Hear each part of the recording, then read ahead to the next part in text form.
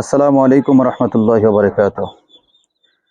আমাদের টোটালে কোয়েল পাখি ছিল 7টা, এর ভিতরে একটা ঠান্ডা লেগে মারা গেছে। আর এই যে আমাদের বাদ বাকি কোয়েল পাখিগুলো আজকে মাশাআল্লাহ রোদ উঠেছে, যার জন্য আমরা এমন জায়গায় সেট আপটা করে দিয়েছি যেখানে সবসময় মোটামুটি রোদ আসে, সেই জায়গাটায় আমরা সেট আপ করে দিয়েছি কোয়েল পাখিটা। এবং রাত্রে ব্যবস্থা করে দিয়েছি হলো আপনার একটা লাইট। অনেকজনই বলেন যে কোয়েল পাখির বয়স হয়ে গেছে কিন্তু কোয়েল পাখি ডিম দিচ্ছে না। প্রথমে যে জিনিসটা আপনি খেয়াল করবেন সেটা হলো যে আসলে মেল ফিমেল কনফার্ম আছে কিনা, সেটাকে আপনি ভালোভাবে খেয়াল করে দেখবেন। আমার এখানে দেখেন 6টা কোয়েল পাখি, এর ভিতরে একটা হলো মেল, আর বাদ বাকি যে 5টা আছে সবটি হলো ফিমেল। মেলটা দেখেন সাইজ একটু ছোট, এই যে সামনে দেখতে পাচ্ছেন, এই যে দেখতে পাচ্ছেন সাইজে কিন্তু ওই যে কানি দিকে, এইটা হলো মেল। এগুলো সাইজে থেকে মানে ফিমেলের থেকে কিন্তু সাইজে অনেকটা ছোট দেখতে পাচ্ছেন। আর গায়ের রংটা কিন্তু দেখেন একটু গলার ওই দিক দিয়ে কিন্তু দেখবেন, ভালোভাবে খেয়াল করে দেখেন। আর লাল লাল একটু কালচে দাগটা বেশি। আর ফিমেলগুলোর কিন্তু দেখেন সাইজগুলো কিন্তু মাশাআল্লাহ একটু বড়, আর ওইরকম না। যাই হোক, আমরা এখান থেকে প্রতিদিন একটা করে ডিম পাচ্ছি, তার মানে যে কোনো একটা কোয়েল পাখি ডিম পারছে মোটামুটি, যার জন্য আমরা প্রতিদিন একটা করে ডিম পাচ্ছি। যাই হোক, আমি বলি খাবার কিন্তু অবশ্যই আপনারা লেয়ার ওয়ান যে খাবারটা আছে, একদম অরিজিনাল যে লেয়ার ওয়ান খাবারটা পাওয়া যায় সেই খাবারটা দেওয়ার চেষ্টা করবেন। আমরা কিন্তু সেই খাবারটাই দিই। আর কোয়েল পাখির ডিম পাড়ার জন্য আর একটা গুরুত্বপূর্ণ যেটা বিষয় আপনার খেয়াল রাখতে হবে সেটা হলো রাত্রের বেলা অন্তত রাত 10টা পর্যন্ত একটা লাইটের ব্যবস্থা করে দিবেন, এবং দিনের বেলা যেন রোদ লাগে সেই জায়গায় আপনারা সেট আপ করে দিবেন। তাহলে দেখবেন যে ডিম আপনারা খুব দ্রুতই আপনারা ডিম পাবেন। আর এদিকে আমাদের খরগোশগুলো সবটি একদম নিচে চলে গেছে। আগে আমাদের সেট আপটা ছিল ওই সাইডে সেট আপটা আমরা খুলে পুরোপুরি সেট আপটা আমরা নিয়ে এসেছি এইদিকে, কারণ এইদিকে সবসময় রোদ পাওয়া যায়, যার জন্য আমরা এই সাইডে আমরা নিয়ে এসেছি। এই দেখেন, এই যে আমাদের পিটুক বাহিনী, আমি আসছি দেখেন, ওরাও আসা শুরু করে দিয়েছে। ওদেরকে আজকে সারাদিন আমরা দিয়েছিলাম শুধু লতা পাতা ঘাস, ওদের ফেভারিট যে খাবারটা, এই দেখেন আমি দিয়ে আসো আসো আসো আসো আসো আসো আসো আসো আসো এই যে এই যে আসো আসো আসো আসো। দেখেন, ওরা যদি একবার দেখে যে আমি ভাত নিয়ে আসছি, এই দেখেন, এই দেখেন, এই যে আসো আসো, দেখেন সবটি নিচে শুয়ে আছে। আসো আসো আসো, এই দেখেন। আর আমাদের এই দেশি মুরগির বাচ্চাগুলো দেখতে পাচ্ছেন,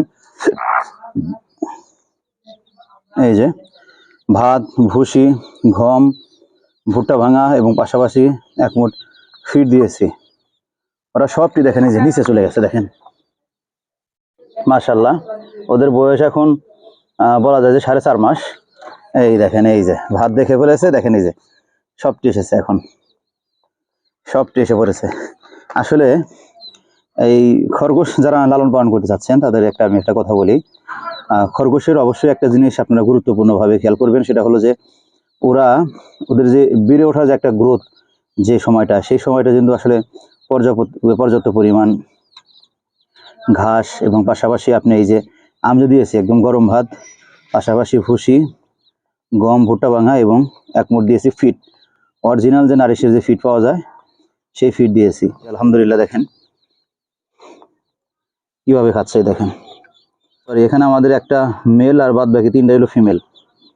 আর এখানে আমাদের দেশি মুরগির কথা যদি বলি, দেশি মুরগিগুলো আমাদের প্রায় বাচ্চাগুলোর 15 দিন বয়স হয়নি, মানে 13 দিন হবে, মানে 12-13 দিন হবে এরকম। এই যে বাচ্চাগুলো, আমাদের 13টা বাচ্চা যেগুলো বের হয়েছিল, বাচ্চাগুলো দেখেন, এই যে মাশাআল্লাহ। আমরা ওই সাইডে রাখার পরে দেখা গেছে যে ঠান্ডার জন্য ওরা একদম ঝিমানো শুরু করে দিয়েছিল। পরে আমরা এখানে নিয়ে আসার পরে আলহামদুলিল্লাহ দেখেন অনেকটা একদম ঝরঝরা হয়ে গেছে। আমরা খাবার কিন্তু এখনও ওদেরকে আমরা দিচ্ছি হলো আপনার ছোট যে ফিডগুলো গুঁড়ো গুঁড়ো, সেই ফিডগুলোই কিন্তু আমরা 3 বেলা খেতে দিচ্ছি। কিছুদিন পরে আমরা খুদ দেবো এবং দেশি মুরগি যে খাবারগুলো ধীরে ধীরে সেই খাবারগুলো দেওয়ার চেষ্টা করব। তবে এখনও না, এখনও 15 দিন পরে ইনশাল্লাহ। দেশি মুরগিগুলো আসলে অনেকটাই চঞ্চল, দেখেন। তোমরা খাও। এদিকে আমাদের এই যে মাশাল্লাহ একজোড়া কবুতর আপনাদেরকে দেখাইছিলাম, কবুতর দেখেন, এই যে বাচ্চাগুলো কিন্তু মাশাল্লাহ বড় হয়ে গেছে, ফেদার ওঠা শুরু হয়ে গেছে, কিন্তু বাচ্চাগুলা কার মতন হয়েছে দেখেন তো, মার মতনও হয়নি, বাবার মতনও হয়নি, একদম দেখেন বাচ্চাগুলো হয়েছে একদম আপনার রেসার যে কবুতরের যে রঙগুলো সেই রকম হয়েছে। আসলে গোল্লা কবুতরের বৈশিষ্ট্যটা এরকমই, যে এক এক সময় এক এক রকমের বাচ্চা পাবেন। কখনোই আপনি ওদের মতন বাচ্চা পাবেন, কখনো ওর মায়ের মতন বাচ্চা পাবেন, কখনো দেখবেন যে আর এক রকমের বাচ্চা আসবে। এইভাবেই গোল্লা কবুতরের বাচ্চাগুলো দেখেন, আপনাদেরকে দেখাই, দেখেন একটাও কিন্তু ওর বাপ মায়ের মতন হয়নি।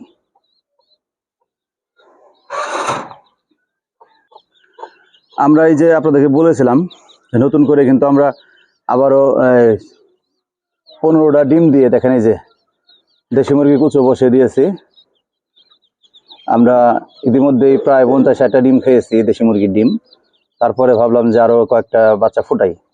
এই তো তারপরে আমরা এই যে 15টা ডিম দিয়ে, দেখেন এই যে নতুন করে কুচো বসে দিয়েছি, এবং ভিতরে কিন্তু একটা কোয়েল পাখির ডিমও দিয়েছি। দেখি কি হয়।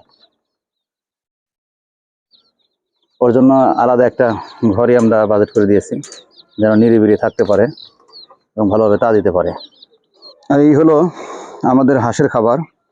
এই যে দেখেন হাঁসের খাবার বানিয়ে নিয়ে আসছি। যে খাবারটা আমরা খরগোশকে দিয়েছি, সেই খাবারটা আমরা হাঁসকে দেব। দেখেন পাগল হয়ে গেছে আমাদের চীনা হাঁসগুলো খাবারের জন্য, অনেকক্ষণ ধরে চাওয়া শুরু করে দিয়েছে খাবারের জন্যই। দেখেন আমি আসছি, সবটি দেখেন আমার কাছে আসা শুরু হয়েছে।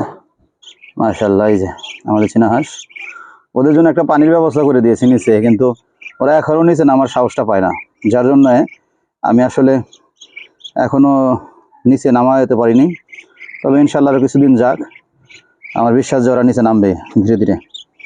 এই দেখেন, অনেকজনই বলছিলেন যে চীনা হাঁস কোথা থেকে নিয়ে আসছিলেন।